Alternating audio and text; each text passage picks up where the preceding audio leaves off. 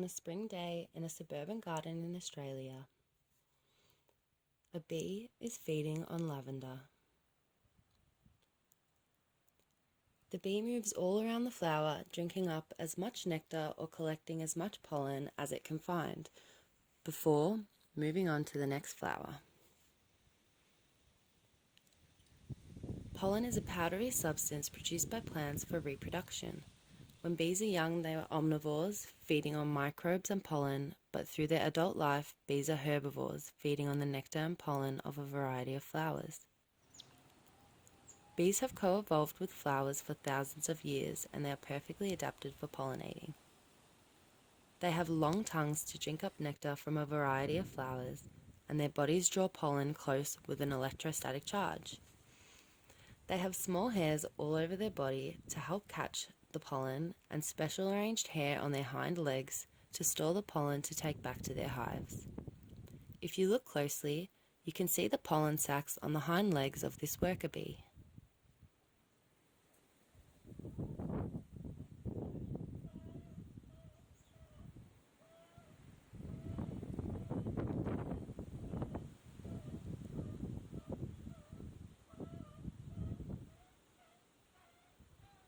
This type of interaction between the bee and plant is called mutualism.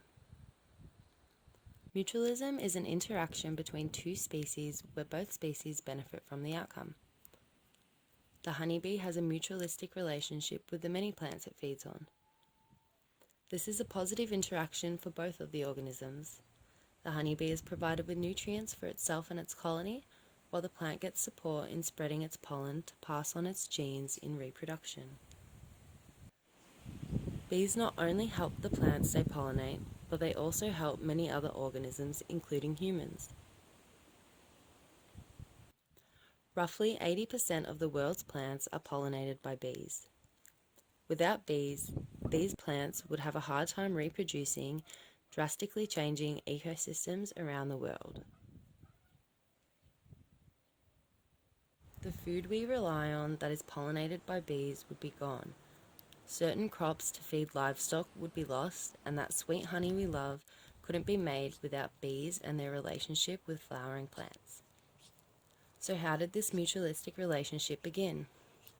Plants used to spread their pollen by wind, and while some still do, it was not energy efficient or as successful. As insects fed on pollen, it would be picked up on them and spread to another for fertilization.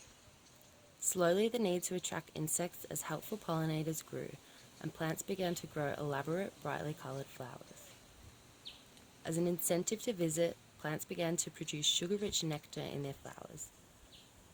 Over time, certain insects began to specialize in feeding on nectar and pollen, and the most successful became the bee.